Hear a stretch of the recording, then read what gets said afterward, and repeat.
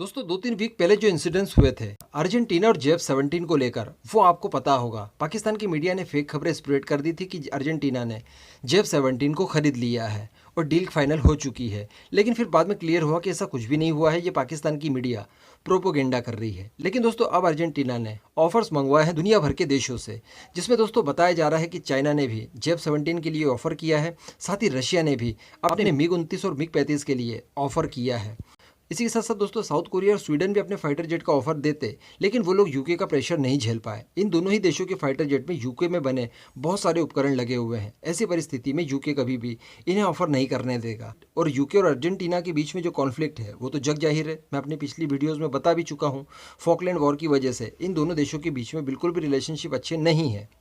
तो कुल मिलाकर भारत के पास यहाँ पर हैं केवल दो प्रतियोगी, यानी केवल रशिया और चाइना को हराना है। उसके बाद अर्जेंटीना भारत का फाइटर जेट फाइनलाइज कर लेगा। वैसे मैं आपको बता दूं कि भारत ने बातचीत करना काफ़ी पहले से शुरू कर दिया है, लेकिन अभी ऑफिशियली ऑफर्स नहीं दिए गए हैं। तो अर्जेंटीना की एयरफोर्स की तरफ से एक्चुअली उनके एयर चीफ ने खुद ही ये कहा है कि अभी हम लोग और वेट कर रहे हैं ऑफर्स के लिए। खासकर भारत और अमेरिका का उन्होंने नाम लिया।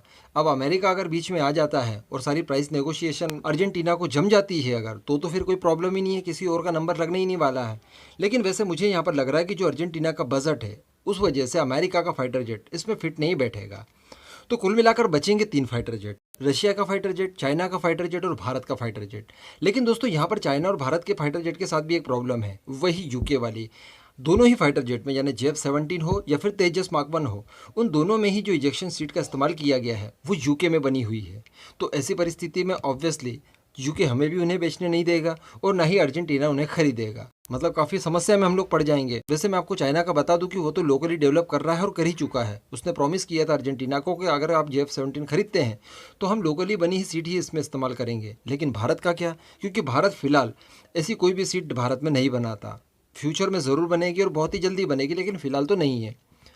तो दोस्तों ये बताया जा रहा है कि ऐसी परिस्थिति में मान लीजिए कि भारत का फाइटर जेट वो सेलेक्ट कर लेते हैं, इसके की काफ़ी चांसेस हैं, क्योंकि अर्जेंटीना की तरफ से खुद ये कहा गया है कि जो रशिया और चाइना की तरफ से ऑफर्स दिए गए हैं वो ऑफर्स हमारे लिए ज़्यादा सूटेबल नहीं है। तो ऐसी परिस्थिति में केवल हमारा तेजस ही बचता है। तो अगर मान लीजिए कि तेजस को फाइनल कर लिया गया तो इजेक्शन सीट के लिए हम लोग बड़ी आसानी से बोरो कर सकते हैं रशिया के साथ। जी हाँ, वैसे मैं आपको बता दूं कि ये काफ़ी कम तादाद में खरीदने वाले हैं और इतनी कम तादाद में दुनिया का कोई भी देश आपको इजेक्शन सीट बनाकर नहीं देगा, लेकिन रशिया जैसा देश जरूर दे देगा। तो ऐसी परिस्थिति में हम लोग रशियन टेक्नोलॉजी खरीदेंगे, उसे बेचेंगे और पैसा कमाएंगे बीच में।